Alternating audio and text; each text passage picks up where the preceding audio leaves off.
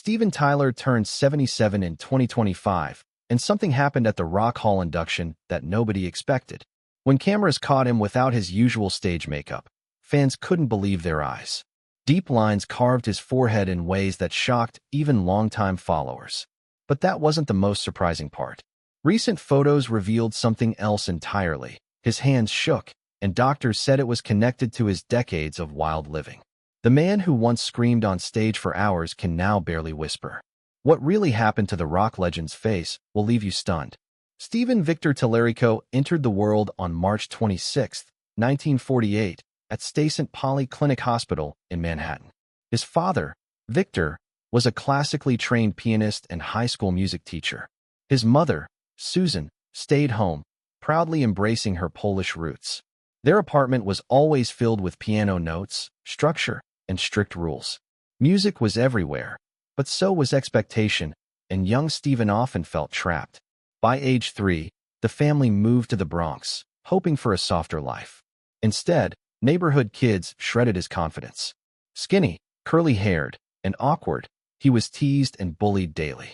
Home wasn't refuge either. His father's rigid practice rules left him feeling constrained.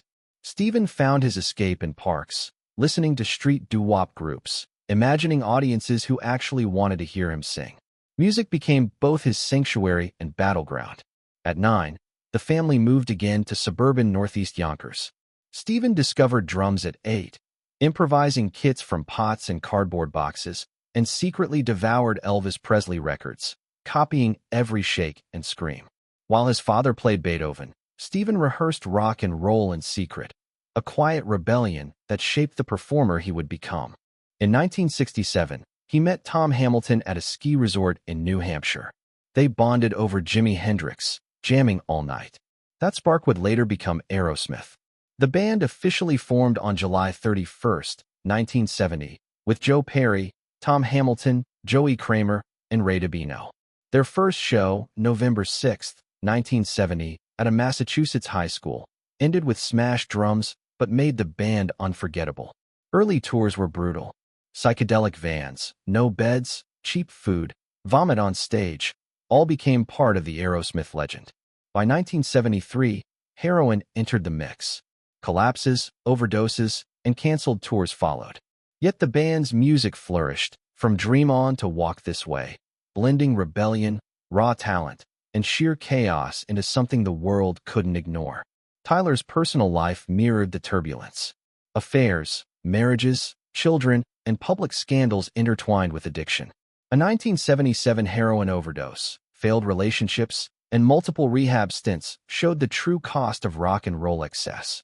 Yet through it all, music, and eventually, recovery, remained his anchor. By the late 1980s and 1990s, Aerosmith rebounded.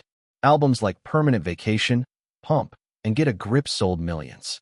Iconic hits like I Don't Want to Miss a Thing cemented Tyler as a global star. Collaborations with Run DMC opened new doors, fusing rock and rap in a way no one expected. Tyler's acting cameos, memoir, and public persona revealed a man with humor, chaos, and an unmatched creative fire. Even in later years, Tyler refused to fade quietly. At 63, he founded Janie's Fund, helping abused girls with therapy and support. At 77, he remained active in philanthropy, opening new centers and donating millions. Yoga, cooking, and intimate jam sessions became his daily rhythm. But the toll of decades on stage was visible. Tremors in his hands, scars on his throat, and the 2023 larynx fracture showed fans the price of a lifetime in music.